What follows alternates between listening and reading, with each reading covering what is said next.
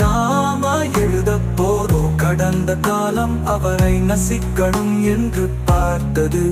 ஆனா இந்த காலம் அவரை வாழ வைக்கும்.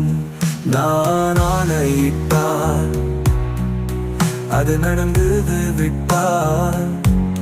நீதிக்கான சுவரில் புதிய வரலாறு எழுதுவே. எழுந்திரு என் தமிழா, நீ சிந்தும் கண்ணீருக்கு நீயே தீர்ப்பு தரணும். நான் ஆணையிட்டார், அது நடந்து விட்டார். நீதான் சிரிக்கும், உலகமே விழிக்கும். அவர் கண்ணீர் கடலிலே மாட்டார்.